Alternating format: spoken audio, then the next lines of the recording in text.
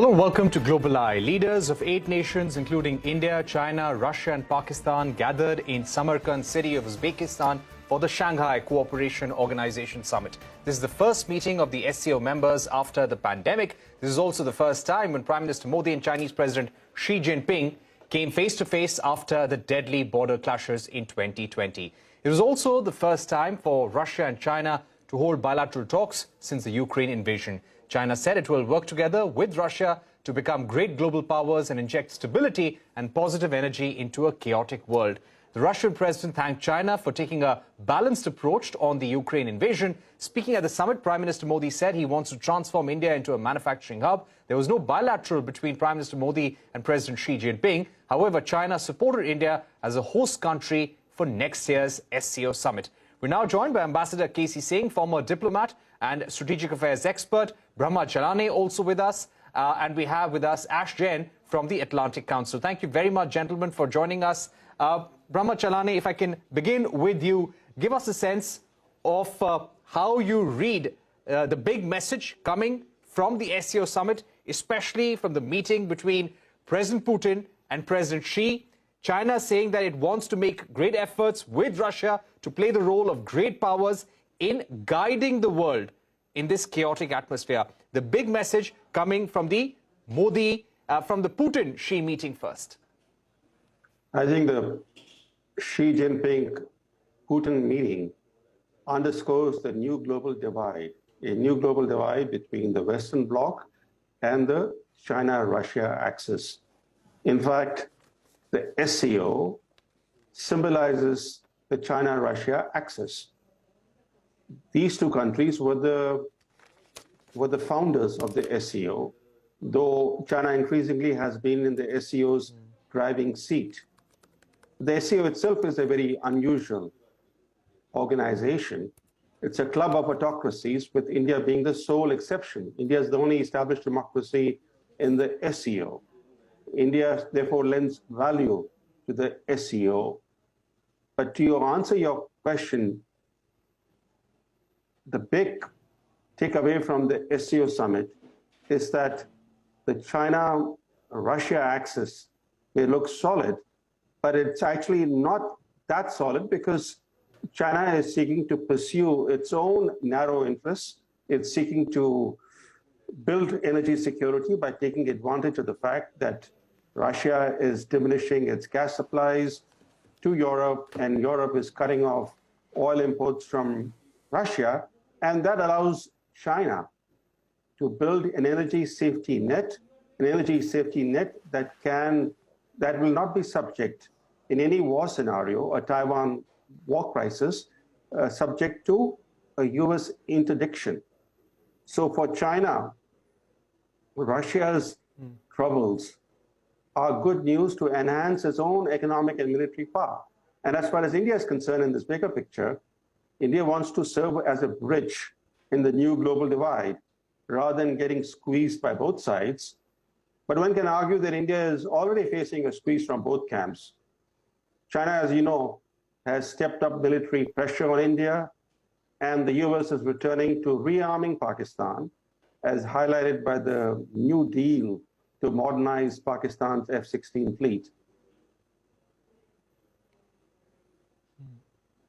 Right. Let me get an Ash Jain. Ash, how do you see messages coming from Putin and Xi? Putin went on to say that there are now new centers of power which cooperate with each other. So how do you see statements coming from Putin and President Xi? Yeah, well, it's been interesting to watch the developments between Putin and Xi Jinping at the summit. Clearly, Putin, in his opening remarks, suggested that there were some differences, particularly between the Chinese and Russian views on Ukraine. He said that he sees and understands that China has some concerns. This was a surprising admission coming from Putin, who wants to project sort of solidarity with China. But the overall message, I think the overall symbolism of the meeting, the fact that the Chinese and the Russian leaders have come together in this setting, suggests that they continue to support each other with their broader global agenda, pushing back on the West, pushing back on the US-led international order, they see that they're trying to create a kind of club that makes the world safe for their autocratic systems of government. And what we saw in the larger messaging and the fact that this was Xi Jinping's first visit outside of China since COVID began, a visit that made clear that he wants to stand together and show the world that China and Russia and the other Central Asian states are acting in one voice, in one setting, in terms of looking at the challenges facing the global order. Now, India's participation in this summit is another story, and it's clear from the Russian-Chinese perspective that they would like to engage a broader grouping that includes India and others as they stand up to and project this kind of anti-Western global vision. India itself is a little bit of a misfit as a long-standing democracy in this club. Right. Let me get Ambassador K.C. Singh. Ambassador K.C. Singh, in the past as well, Russia and China have spoken about their friendship. They have gone on to say that they hope that this partnership will be an example for international relations across the world. Do you think the closeness, the proximity of the two leaders, of the two countries at the SCO Summit was symbolism limited to the SCO Summit, or is there a larger significance for the evolving global order as a result of their statements?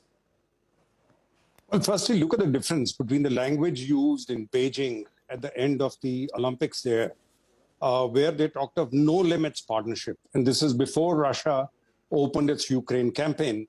So there the Chinese were looking at a much broader engagement with Russia in terms of the context then existing.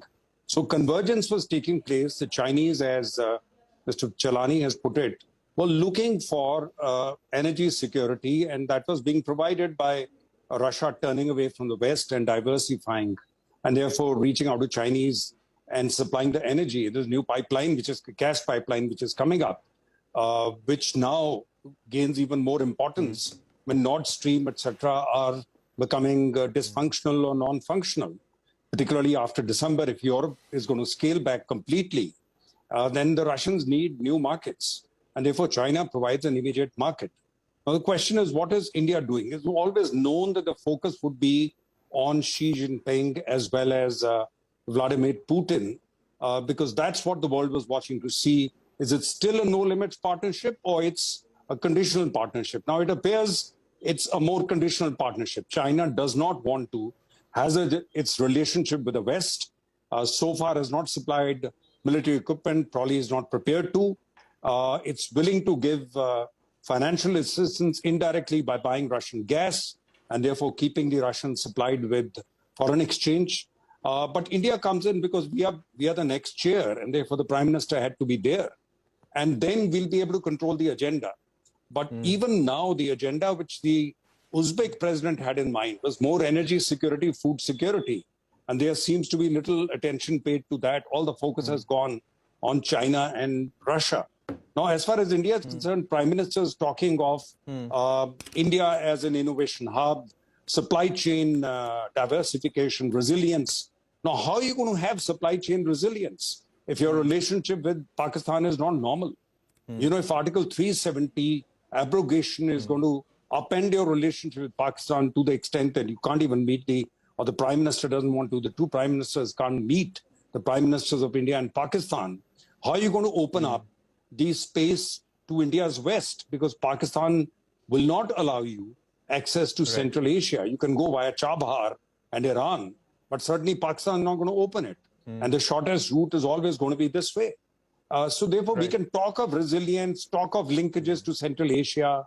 I don't think they are investment-rich countries in Central Asia who are going to be bringing investment in. So in a sense, there is a slight disconnect between Prime Minister's message and what SCO is all about. SCO was always about security. It was founded 3 months before 9/11. And therefore, it was the concern from Taliban control of Afghanistan which created this, the birth of SCO.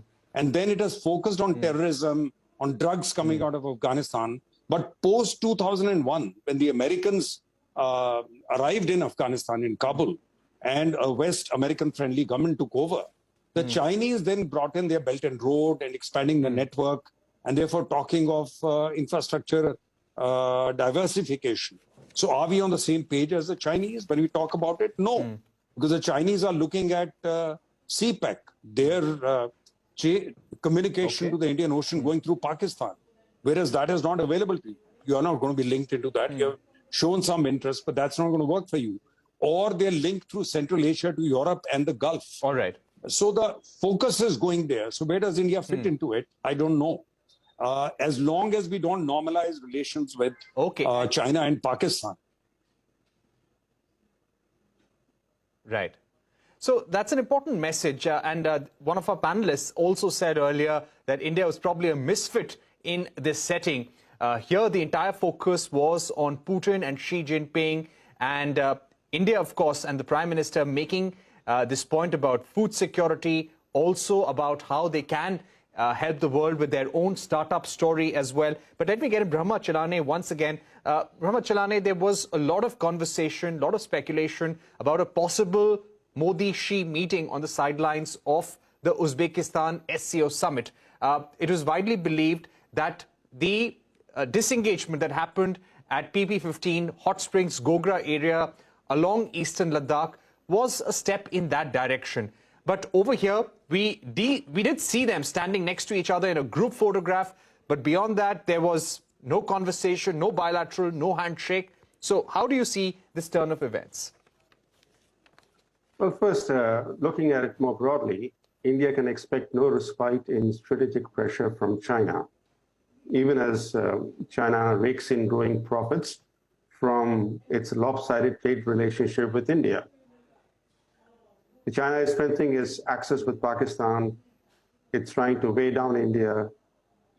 And all that leaves India's options more constrained. Now, in this bigger picture, whether Xi Jinping and Modi met or not, the bigger picture doesn't change.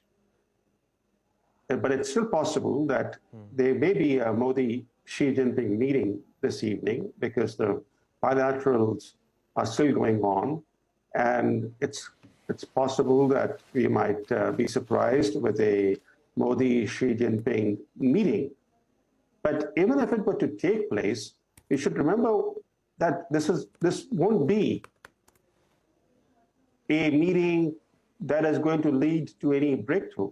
After all, Modi has met Xi Jinping how many times? 18 times. 18 times he met Xi Jinping, and yet the Chinese committed encroachments in Ladakh.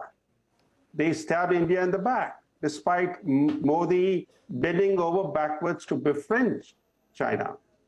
The first foreign leader Modi hosted after becoming prime minister was Xi Jinping. And what did Xi Jinping bring as a gift? He brought a Chinese encroachment in Ladakh in 2014. So the more India has sought to engage with China, the more China has pretended that it's engaging India while it has been working to contain India. So a Xi Jinping, Narendra Modi meeting is not going to make much of a difference to the bigger picture that India faces growing strategic pressure from China.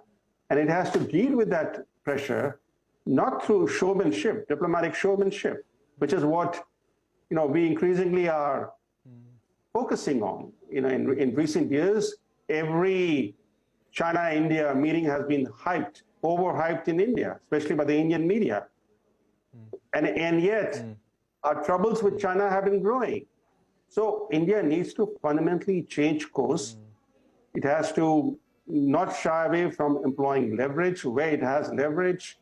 It should use its large market as a powerful source of leverage vis-a-vis major economies like China. It is true that India has been imbibing greater realism, yet, as you know, India remains intrinsically reactive. And without proactive diplomacy and proactive national defense, India will continue to punch far below its weight. Right. Okay, we're going to take a short break on that note, but lots to discuss. You had leaders of Iran Turkey also on the sidelines of this meeting. There were a number of bilaterals. Let's find out more about that. Let's discuss that in detail after this short break.